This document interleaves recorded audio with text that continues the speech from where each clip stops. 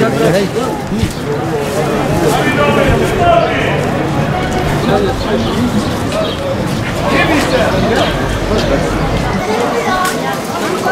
anlaşma yapalım. Sen fark et. Ya bir tane var oğlum ya. 15 lira. 15 lira.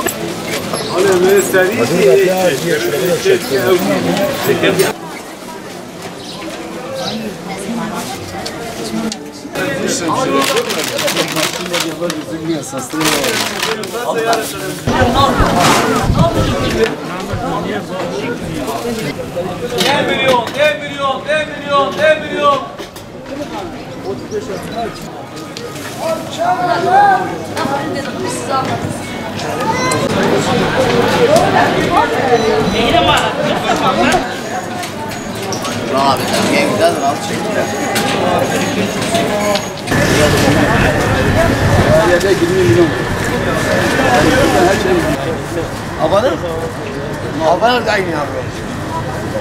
Düşme bu şekil, yani hiçbir zaman bundan sonra sebzenin düşmesi imkansız. Yani bizim yerli mal çıkmayana kadar neden kaynaklanıyor? En çok da bu mazottandır, bu yüklemeden dolayıdır, nakliyeden dolayıdır.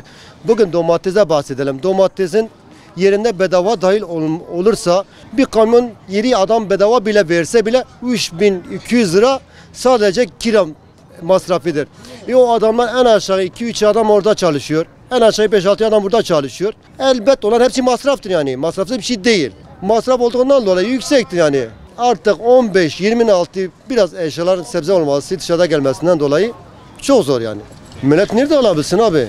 Gelir yok gider çok. Bugün adam geliyor 3-4 lira bir pazar masrafını yapamıyor. Yapamıyor. Adamın istiyor ki alabile alamıyor. Bu bir hafta içinde yani biraz uygundur ama insanlarda bütçe yok abi. Şimdi eskiden erik ve meyve fiyatında, sebze fiyatlarında çok arasında dağlar kadar fark var. Şu an adam 5 kilo evine götürebilecekken şu an yarım kilo götürüyor.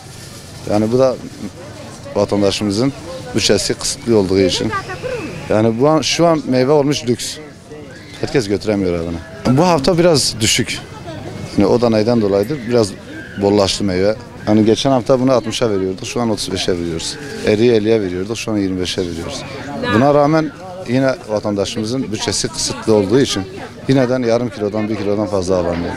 Pazar fiyatı marketlere göre her şey çok ucuz. Geçen haftalarda da fiyatlar biraz daha pahalıdı. Bu hafta daha ucuz. Çünkü yaza girdikçe fiyatlar ürünler daha ucuz oluyor. Nedeni yaz geldiği için bütün Diyarbakır'a yakın Mardin, Mazidağ oralarda ürünler geldiği için. Fiyat değişikliği olmamış ama alım gücü yok. Millet alamıyor. Bak saat 2'dir. 15 metrelik tezgahdır. Üzerinde 2 tane müşteri yok. Ya milletin alım gücü yok. Pahalı değildir. Milletin fiyata itirazı yoktur. Genel olarak alım gücü yoktur. Maddi durumu olmadığı içindir. Yani artık iş olanağı yok. Gelir gideri karşılamadığı için yani pazar yani fiyatları yüksek değildir. Bugün mesela 1 kilo şeftali 20 lira, 25 lira yüksek değildir ama milletin alım gücü yok. İhtiyacına göre yarımşar kilo alıyor. Daha önce mesela 2 kilo alıyordu. Bugün 1 kilo, yarım kilo artık. Ona göre. Yani temiz patates 17,5 milyondur. Halda 15 milyon kilosu. Böyle gördüğünüz gibi küçük patatesleri 10 milyon. Halk zaten memnun değil bu fiyattan. Yani temizliğini almak istiyor ama mümkün olmayınca alamıyorlar yani. Geçen hafta yükselişi şu an duruştadır. Yağışlar o da sözde yağış bahanesiyle hani yükseltiyorlar fiyatları. Çiftçiler öyle diyorlar. Ha, komisyoncular kendi yükseltiyor.